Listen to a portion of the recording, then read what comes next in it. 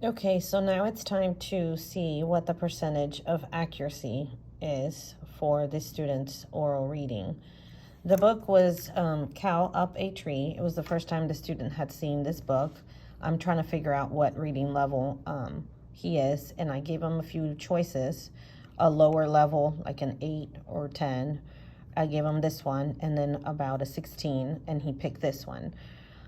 And so on page 2, the check marks are the words that he read correctly. If he made a mistake, like this one, he couldn't read this word.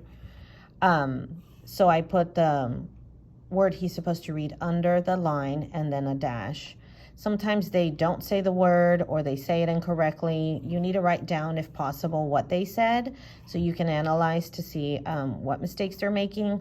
Or sometimes he speaks a lot under his breath, so I can't hear what he's saying, but I know that he didn't say that one right, so I put a mark on top, a dash. So he made one error.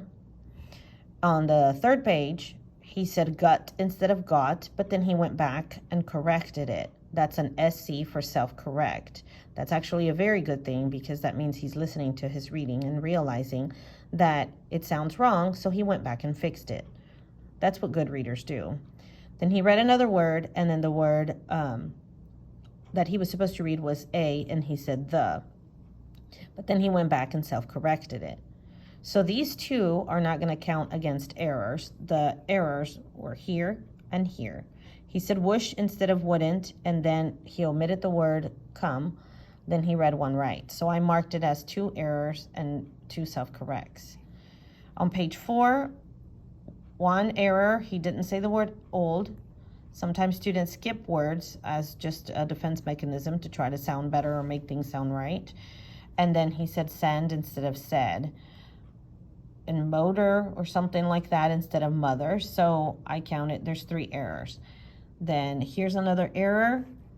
Here's the word said again. So I make a note that I need to work with him on this word. It's a sight word, and that affects his fluency and his comprehension. And then the word won't, it was supposed to read wouldn't. That's what the book said. So this contraction is also something I need to work on with him. So there's 2 errors. Here he said, he was supposed to read old, but he said cow. And then I realized that the next word was cow, and he didn't say anything. So I crossed it out because really he didn't say the word old, but he did say the word cow. So it's only 1 error in this line. And this can be done on any piece of paper. You just count how many words did he read, was he supposed to read. The words he was supposed to read were 43. 43 words that I asked him to read from page 2 to 6. And then how many errors did he have? 1, 2, 3, 4, 5, 6, 7, 8, 9, 10. So it's 43 minus 10. That would be 33. And then you have this number and you divide it by 43, and that's how you figure out the percentage. So I do 33 and then divide by 43. His accuracy rate is 77%. So in this running record sheet, you can tell the accuracy is 77%, which puts him at this square. Hard, 50 to 89. So this book is too hard for him. A student who is reading a book at a 90 to 94% accuracy, that's their instructional level.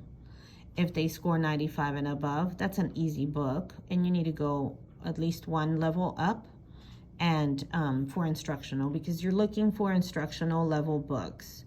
Those are not too hard to where they get frustrated, but it gives them a little bit of a challenge so you can scaffold. Now, this student was very eager to read this book. And so after this running record, he asked me if he could read it again. So we read it again, and we practiced the word said and the word would, and he did a lot better the second time. The more that a student reads a book, the better they get at it. The more a student reads properly a word that they've struggled with, the more that their brain will recognize it later. But they have to decode it themselves, or you have to show them how to decode it. Once they decode it, then their brain will remember it and will recognize it more in other texts. I hope this helps. Remember, it's words read minus errors, and you get an answer, and then that answer divided by the words read.